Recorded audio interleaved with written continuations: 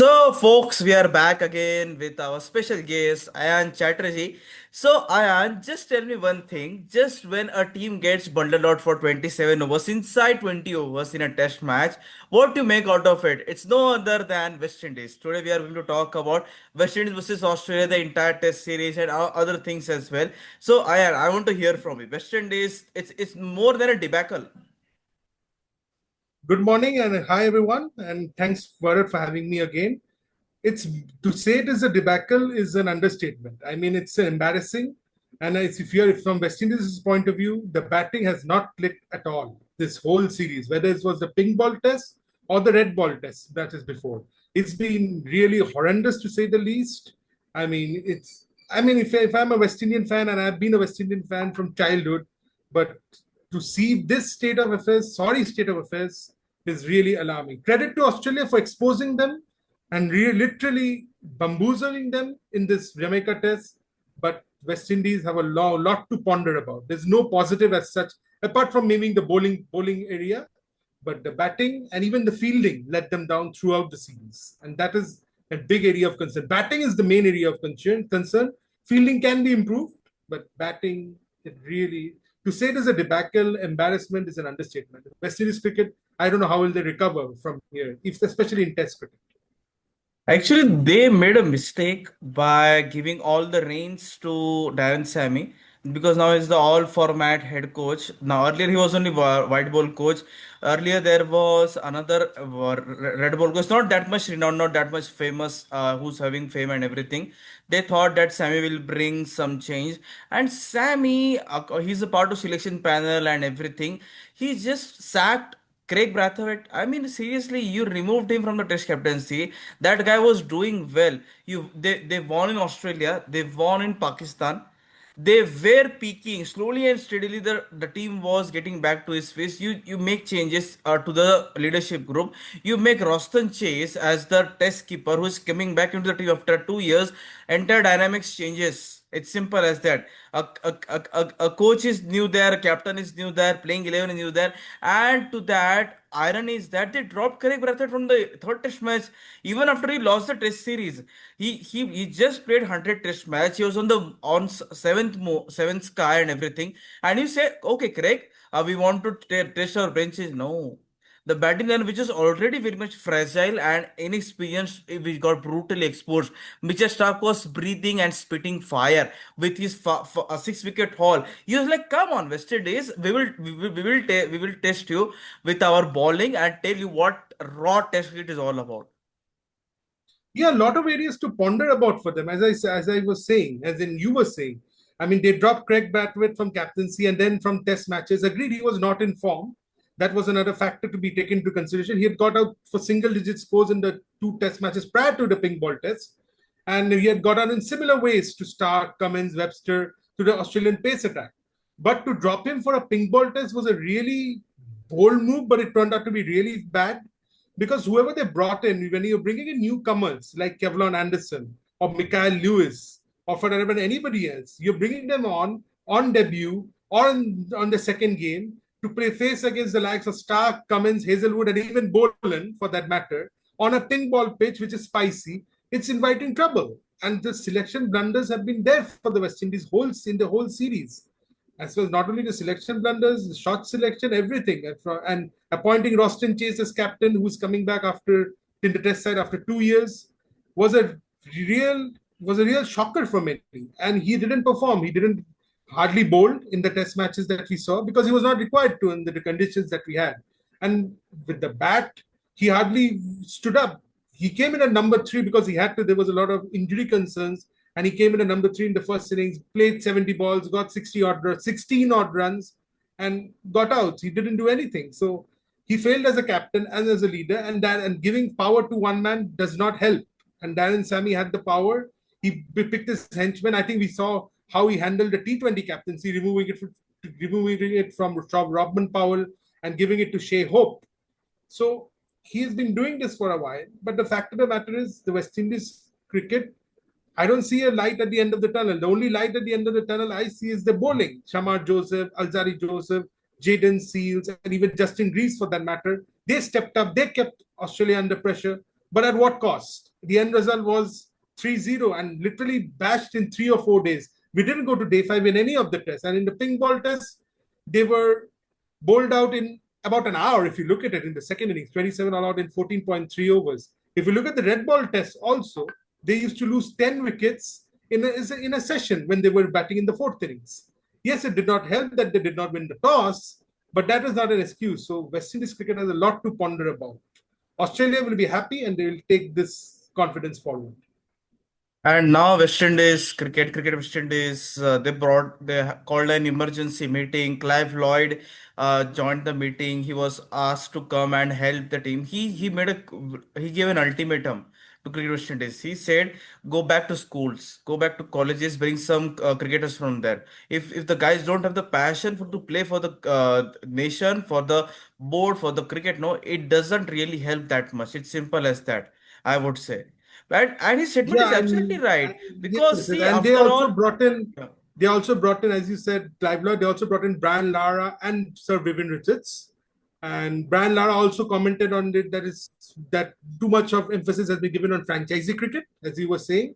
And he said that it's not the fault of the players, it's the fault of the board. He mentioned that. I just read his quote that just came in today. So yeah, it's not about the franchises. It's going to expand. It's going to grow like anything. Ayan, it's simple as that. Now US has launched a league. Saudi Arabia is on the verge of launching the league. Every other league has IPL franchises in it. Most of the franchises. It's not about the board is powerless. They can't do anything. They can't go against the richest board BCCI and take a stand. Nicholas Pooran now is no longer interested in playing for West Indies. He has announced his retirement openly. He's saying do no apology sorry, no apology, I take my words back, apologies, but I'm telling you, Puran has said do hell with West Indies cricket. Russell has also said after playing 2 matches, it's not yeah, about the board is powerless. Because why? Because BCCI, you can't go against. See, South African players are also in very much scheme of IPL things, these franchise leagues. New Zealand is also there. England is slowly and steadily going into that phase. Australia will also go into that in next 5 to 10 years. But these four nations, they have the pride to play for the country. After all, that is important. No matter you have 15, 20 players, it's enough. But West Indies is like they have completely surrendered. They have bent down. They have kneeled down. The IPL franchise and the BCCI, do whatever it takes. Do take all of your players. That day is not far away when West Indies will suffer and deteriorate in T20 cricket as well. Russell is gone. Puran is gone. T20 World Cup is just 7 to 8 months away. Ayan, how will they compete? They will have some fringe players there. No, entire balance gets disturbed. What will no offense, what will the hell Darren Sammy do? Will he bat? Will he bowl? Will he field? Then no.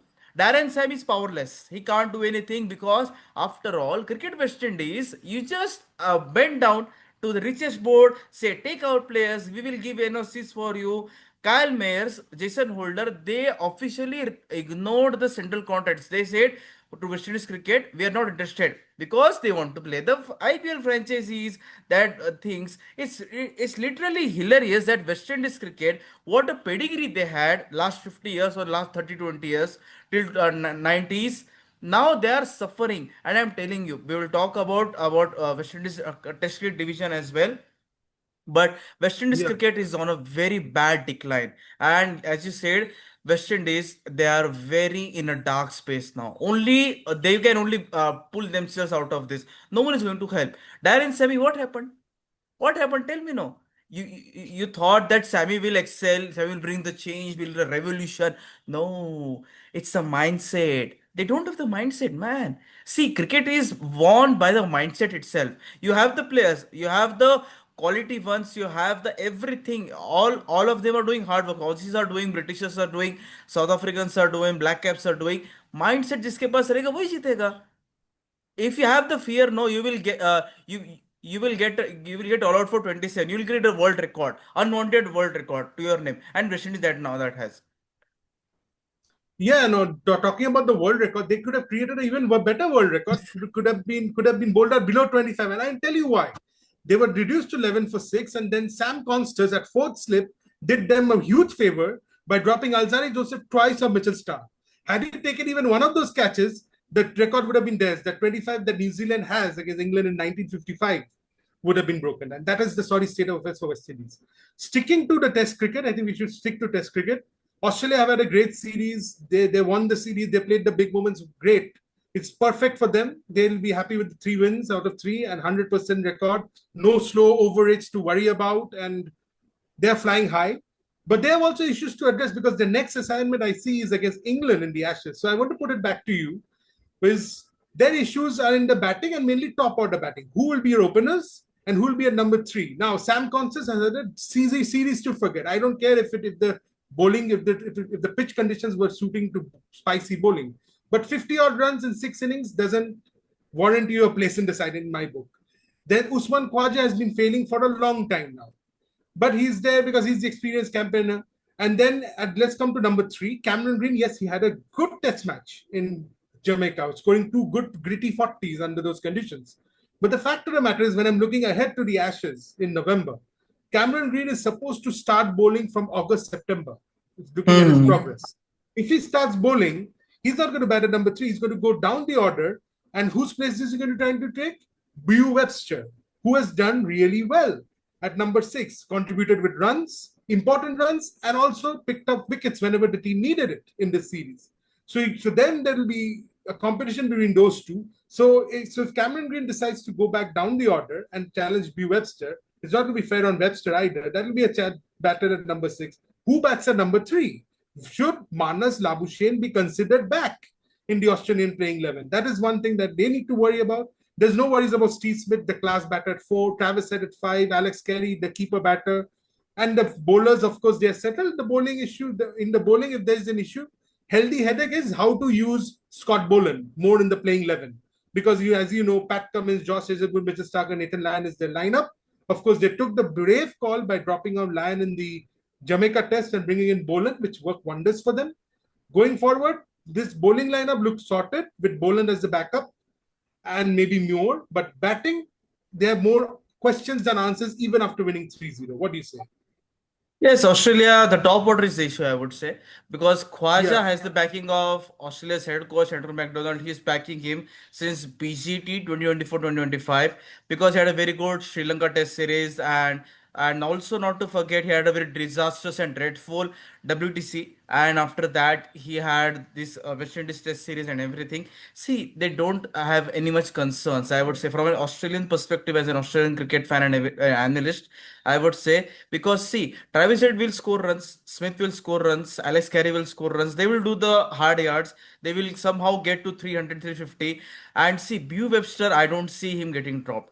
Cameron Green will have to work very hard if he wants to replace Bew Webster because in the WDC final, he played a very good knock.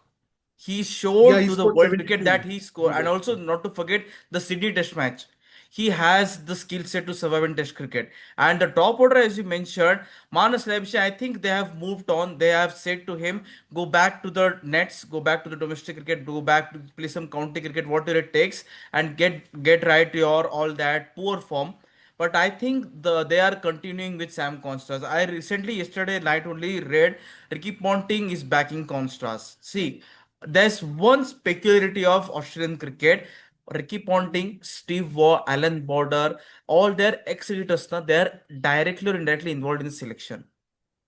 They very Yes, well yes. are, yes, because Sam Konstas is going to get a long rope, and think if he doesn't get, they have the backup openers as well. They have got Josh Inglis, they have got Nathan McSweeney, they have got Matt Renshaw, they have got other openers as well. Under 2 to 3 openers are also there.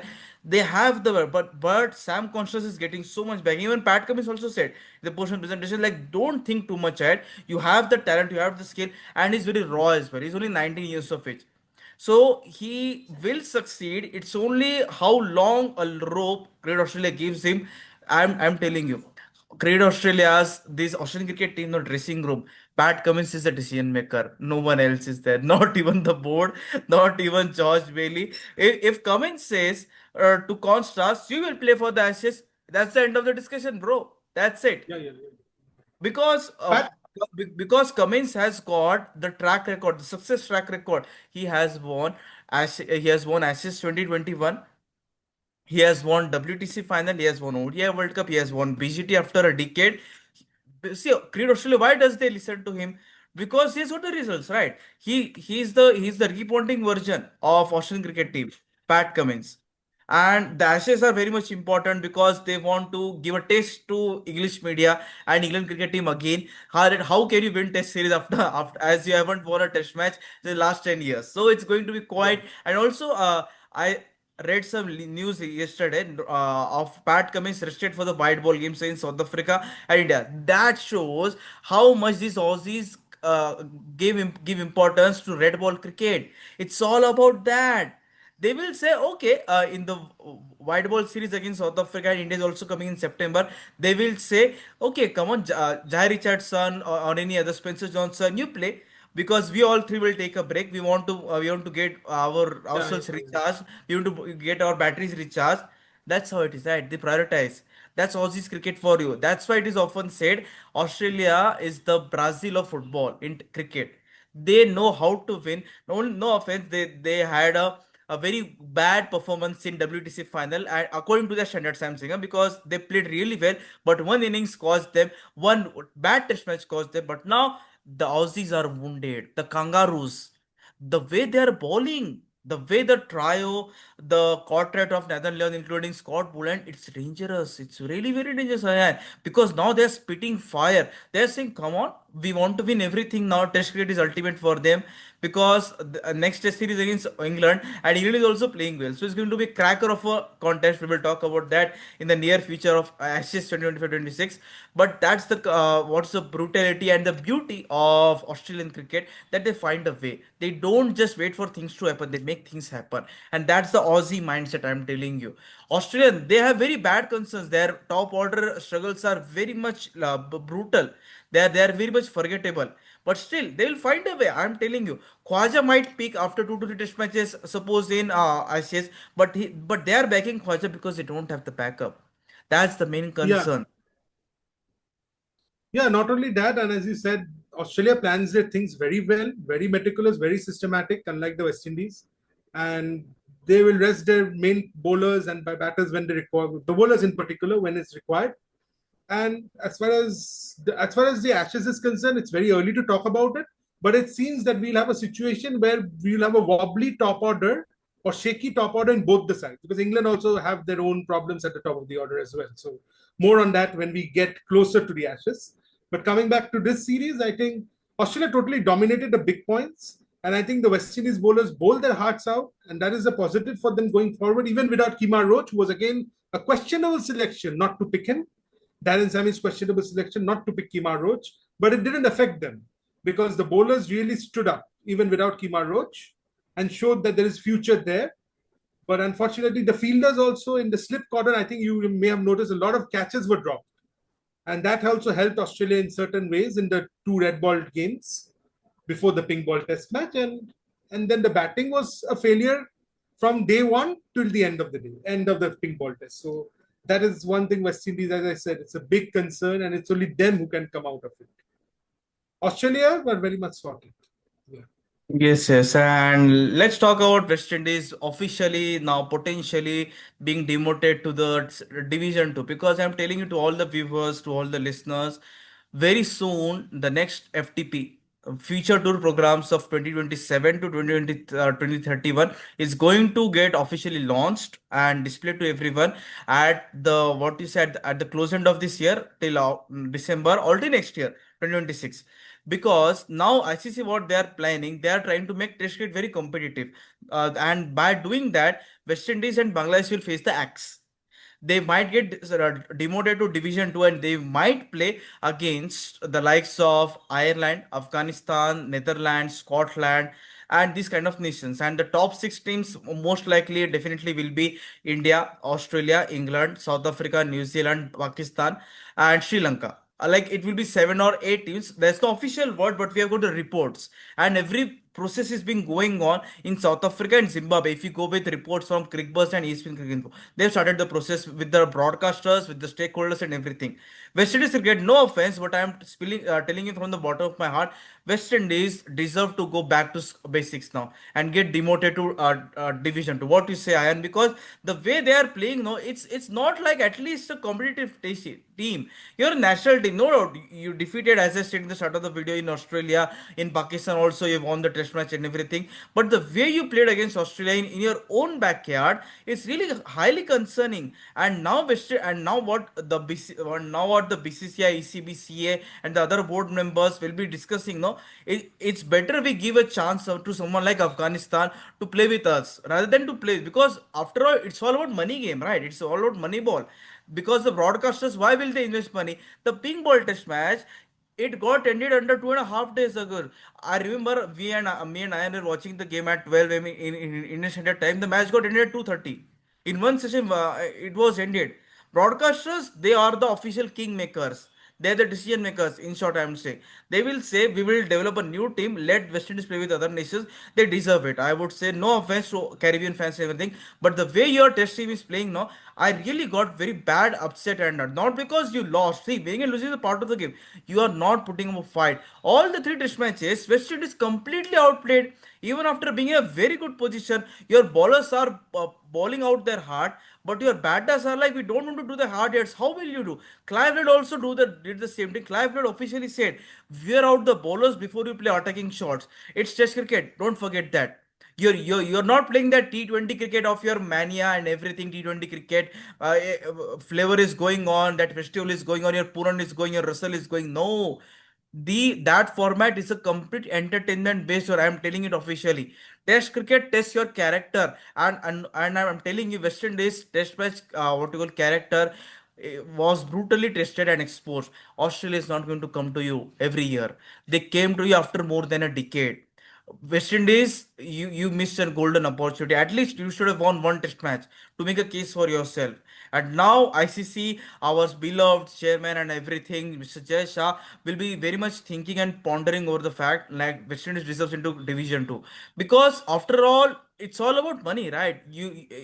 If you play some good cricket, it will be a very, it could have been a good choice and option for ICC to think about West Indies cricket, that they might get into Division One itself, and Bangladesh or someone or the other will have gone. But now I guess we have seen the end of West Indies in Test cricket. It will require a Herculean effort if we see West Indies in Division One of the most potential one with FTP. But I'm telling you, West Indies cricket, your Test series next is against India in India.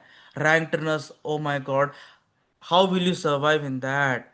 Even Australia fails, England fails, South Africa fails, New Zealand, okay, they won after 30 odd years. But West Indies, how will you? I'm really concerned. See, my statements will be very much against of West Indies, but I care for West Indies cricket. We all, as childhood, me and I, and we love West Indies cricket. We still do West Indies cricket. We love West Indies cricket.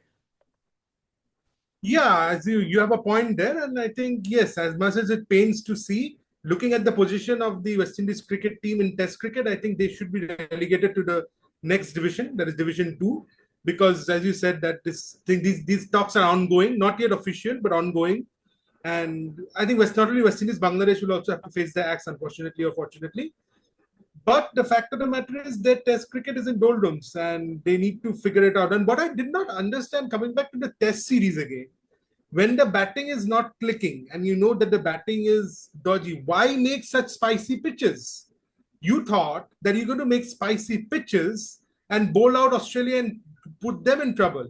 You didn't realize that by making spicy pitches, your batting could struggle against a Australian bowling lineup that will be spitting fire after losing the WTC final.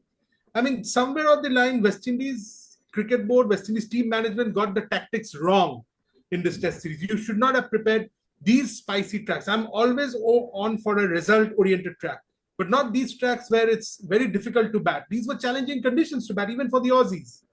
But when Aussies are facing problems, obviously West Indies were bound to face problems, and they're inviting Stark, Cummins, Hazelwood, even Boland later on, Land, to just have a field day. They just had to bowl in the right areas and they got the rewards because the pitch was helping them. and West Indies batsmen struggle. So why prepare pitches when especially when you're playing at home? I would have understood if this Test series was in Australia and the pitches were tough and West Indies faced this much of humiliation. But at home, you're preparing these pitches, and when you know your batting is not going to click, you need to give confidence to your batters. How you give confidence? By preparing good tracks to make Australia work Yeah, hard by taking wickets. Well, that was also one thing that really baffled me throughout the series. I knew the pink ball test will last very short, and I mean, we it was very bizarre timings in India, midnight start and going up to 7:30 in the morning. And then you see West Indies getting bowled out in an hour practically. Either side of the first break, that was the tea break, and then half an hour after the tea break. I think by 2:50 we were done with Scott Boland yeah, taking a hat. 250. So, so basically, I mean, again, all these pitches conditions are no excuse for West Indies' batting failure. But somewhere down the line, they needed to understand that they couldn't prepare these spicy tracks, because what they did was they made Australia's job tougher, but they made the job even close to impossible. And coming back to as far as playing against India, and India is concerned, it'll be a challenge for them. Considering their current batting position, they will really struggle, I feel. But you never know, because the Indian teams make other teams famous. So by preparing ranked earners, India might struggle against Jamal Wardican and Roston Chase for all we know. So I don't know about that, but yeah, I think it's a two-test series, and I think India should win it. But these three test matches, I would have liked West Indies to love West Indies to show more fight, not win a test, at least show some fight, show some great loose close matches. But that was not the case. I mean, in the case, pink ball test is a case an example. I would not have minded, or we would not have minded, if West Indies would have been bowled out under lights. They were bowled out in normal light, sunshine. They couldn't play till dinner. They should have played if they were supposed 4-5 down at the dinner break. Then we come back for the final session. Then they get rolled out. Then it's fine, because Australia were also struggling in the lights. So it was really pathetic and saddening to see West Indies batting struggling so much. And 27 all out is no excuse. It's not international cricket, in my view.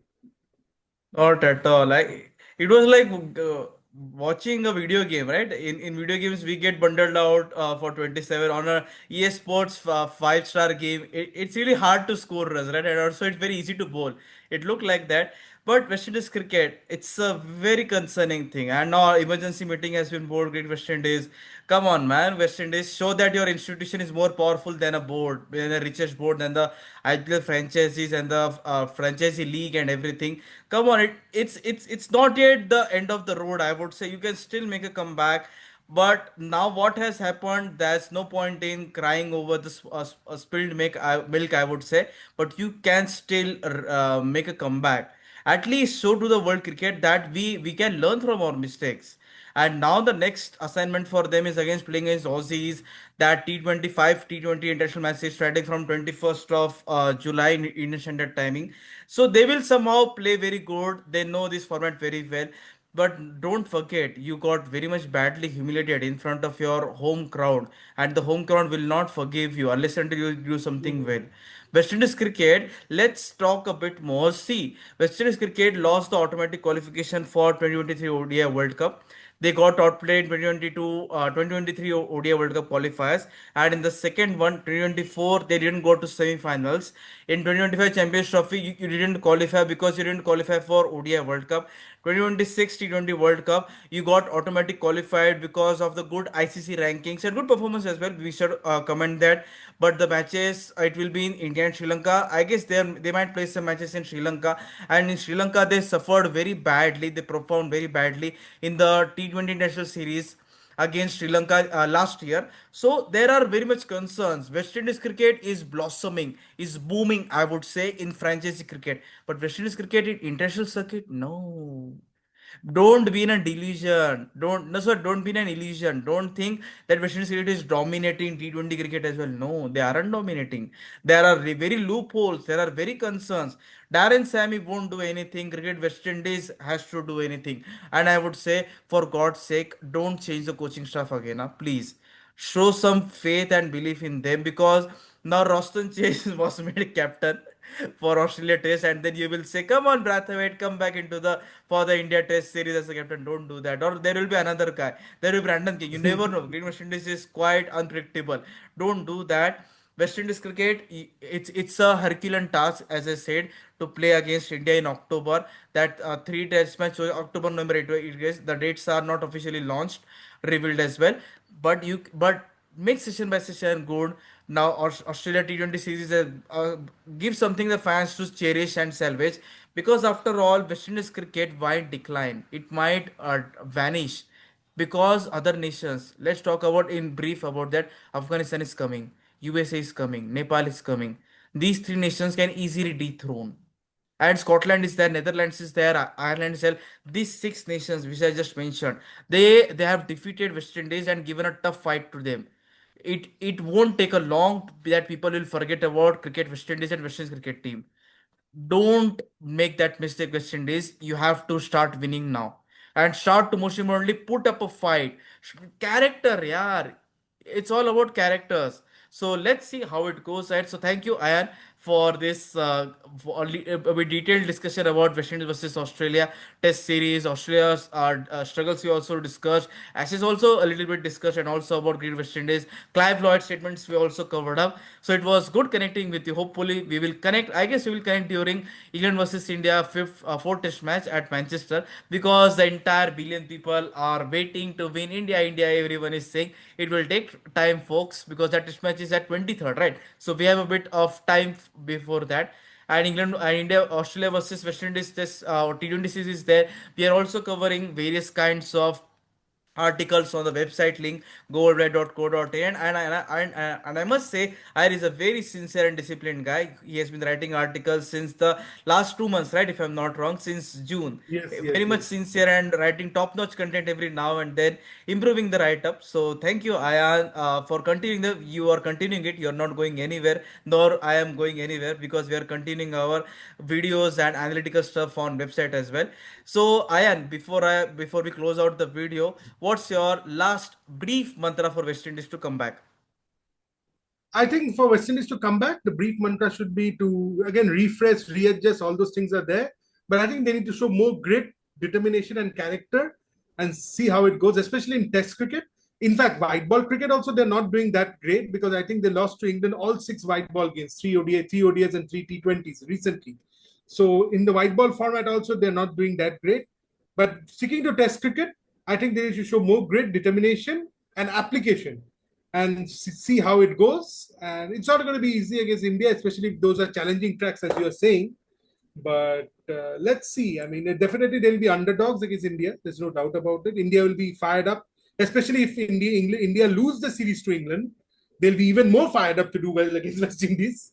We know that. So let's see how it goes. And for West Indies, they have to go back to the drawing board. Is an understatement, but also come back and show characters, because characters are defined when you have suffered heavy losses. Remember, India came back from 36 all out against the same Australian side in the same series to win at the Gabba. They showed character because they had the team management and they had the character of players. Do West Indies have that? I don't know. They have to answer that question themselves. Can they come back from Yeah, 27 all out? yeah, 27 allowed, almost made a world record by not getting bowled out for 25, 24 runs. So West Indies Mhm. cricket, it's still time, but buckle up little bit.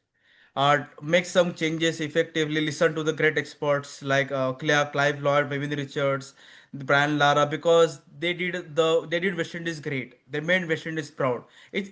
It's not bad if you take a leaf out of their statements. It's simple as that. Because every other cricket expert has faced very tough times. The 70s, 80s, 90s, every nation I would say, as compared to this one. So let's see how it goes. And thank you, Anne, for joining us. We will get back to all our viewers in England versus India fourth test match now. So thank you everyone. Bye. Thank you.